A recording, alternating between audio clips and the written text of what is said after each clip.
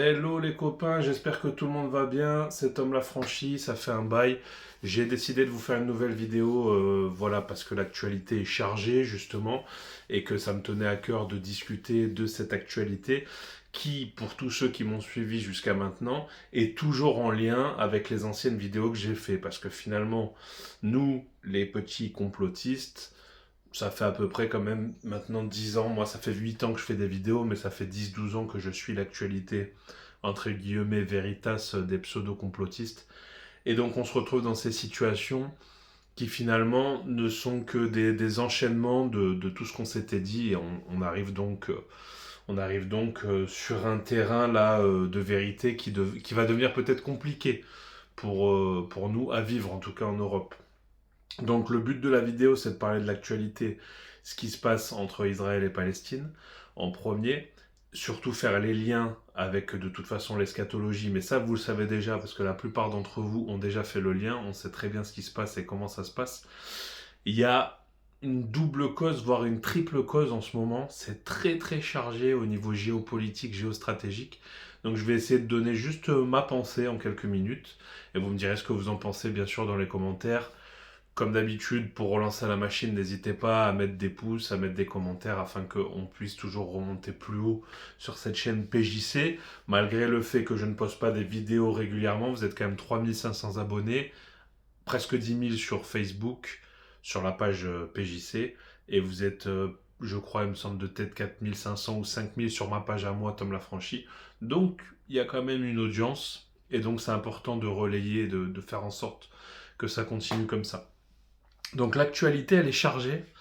D'abord, j'ai une pensée pour les morts, pour les otages, pour les victimes, parce que dans une guerre, que ce soit en Ukraine face à la Russie, ou que ce soit maintenant Israël-Palestine, dans les deux cas, il y a des morts. Et moi, vous le savez, je ne prends pas de parti pour les guerres, parce que de mon point de vue, la terre n'appartient pas, la terre ne nous appartient pas à nous en tant que croyants. La terre, c'est le théâtre du prince des ténèbres. Et tout ce qui se passe pour aller toujours dans le sens de l'accomplissement de nombreuses prophéties. Et on y viendra très rapidement dans cette vidéo. Pourquoi je suis neutre? C'est parce que malgré le fait que l'État d'Israël ait été créé et une prophétie se soit accomplie, de l'autre côté, il y a un peuple aussi en souffrance, le peuple palestinien, qui était là aussi depuis très longtemps.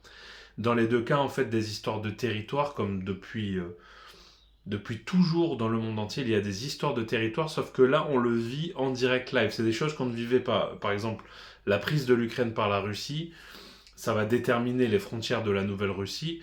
On en aurait parlé dans 100 ans, on aurait vu une Russie grande, et puis on n'aurait pas parlé de cette guerre-là, parce qu'en fait, on aurait vu une Russie agrandie par cette terre d'Ukraine. C'est ce qui est en train de se passer avec Israël et Palestine.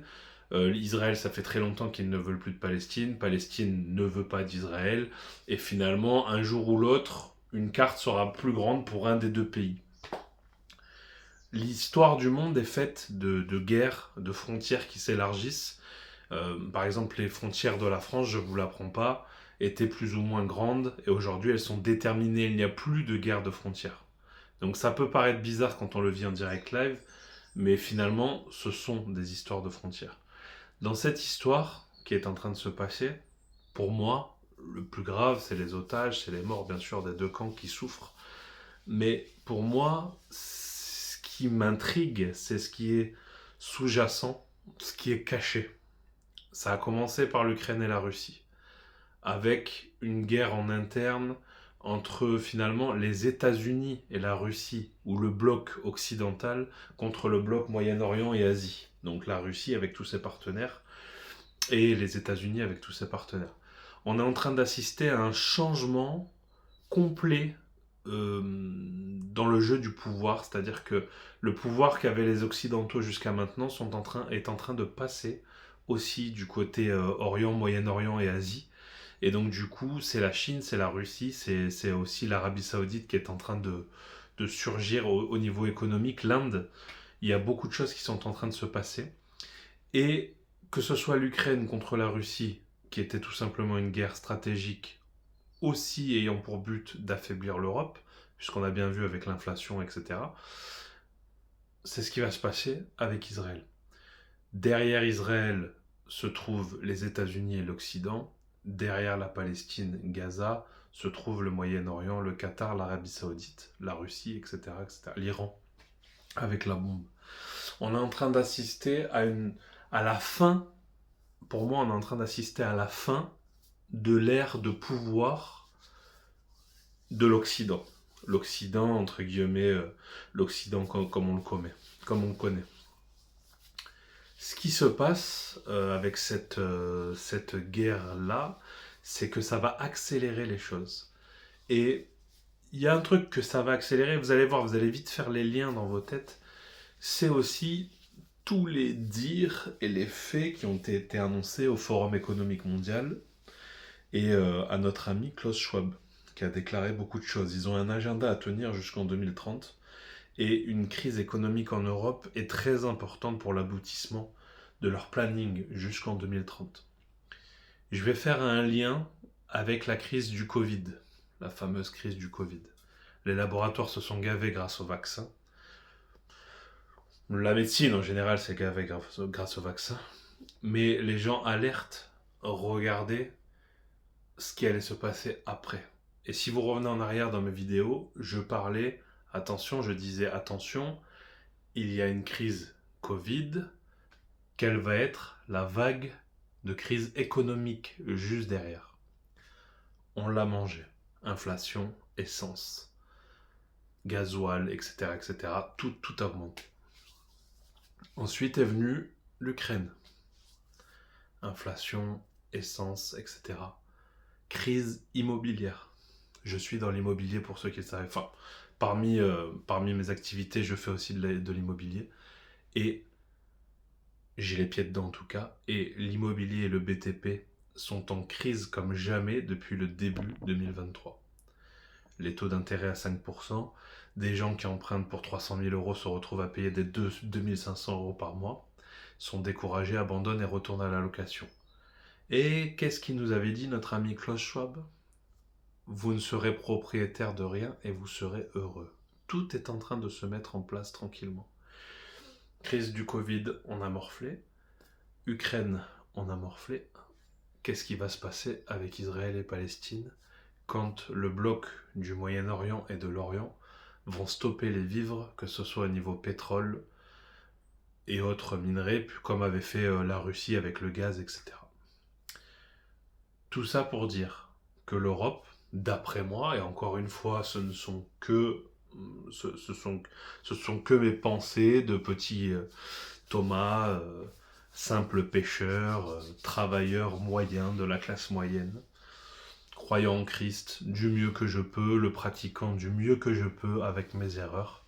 Ce n'est pas parole de vérité absolue, mais quand même, sans parler de vérité absolue, je suis quand même content de tout ce qui s'est dit en amont. J'ai fait des erreurs quand on regarde un petit peu, mais globalement, sur la ligne conductrice, on est pas mal.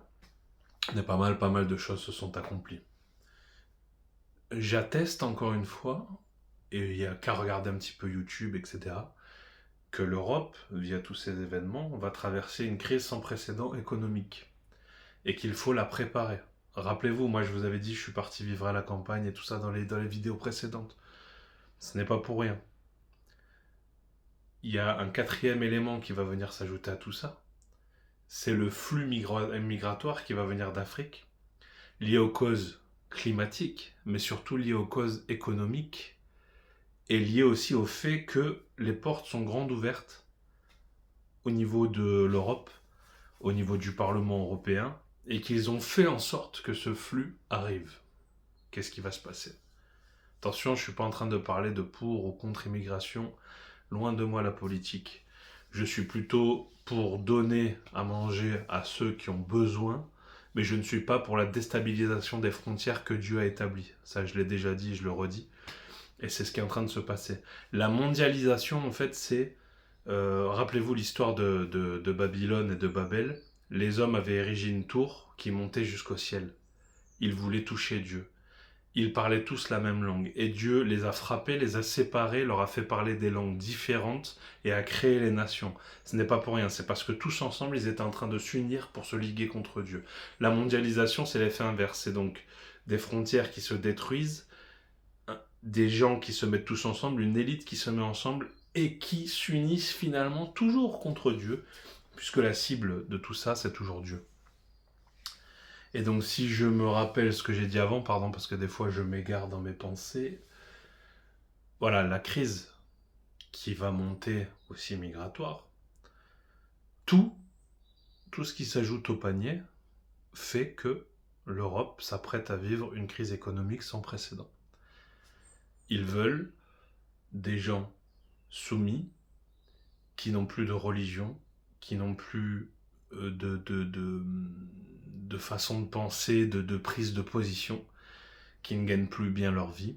Ils ne veulent plus de propriétaires, ils veulent des locataires qui continueront à enrichir la classe haute, élite, et eux à s'appauvrir, donc la classe moyenne qui disparaîtra.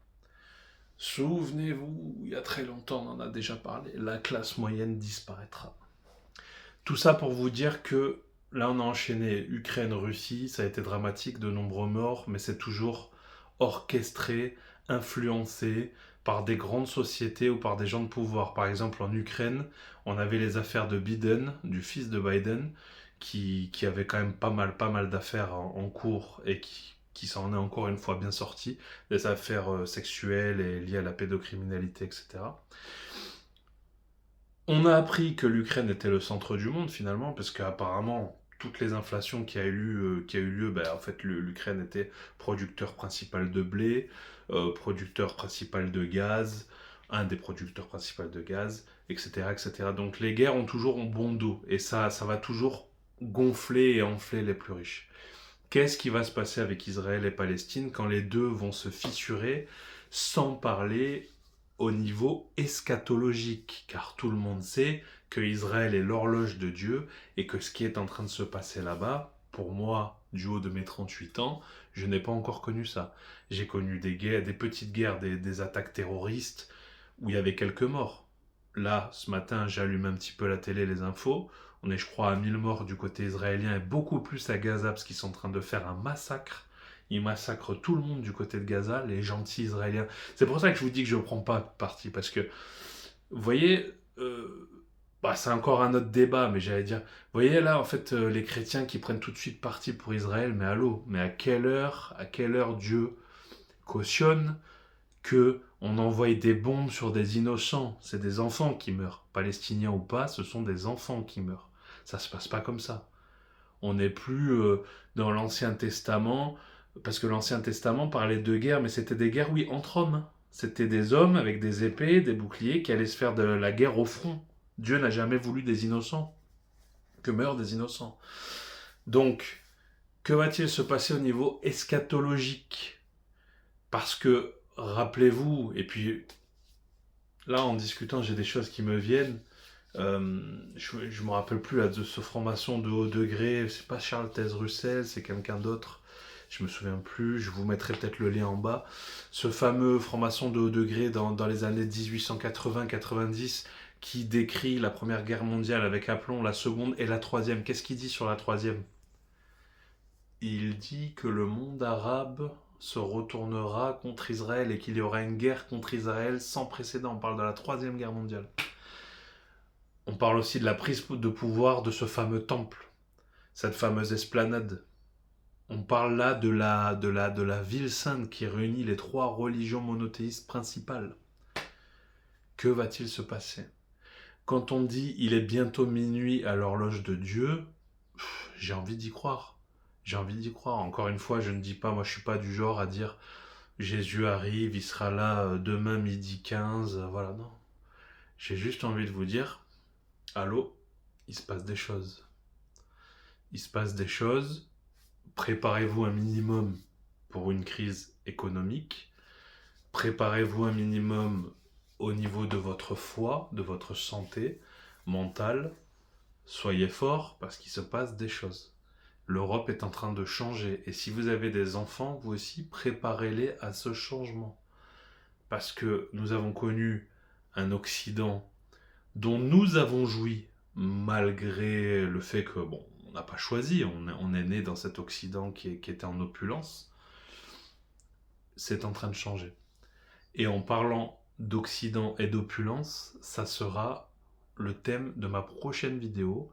L'Occident, l'opulence et la dégénérescence du peuple à cause de l'opulence. Voilà. Je vous souhaite sur ce une belle semaine parce qu'on est mardi. Que Dieu vous bénisse, vous protège et que surtout il nous guide vers le sentier de la vérité. À très vite.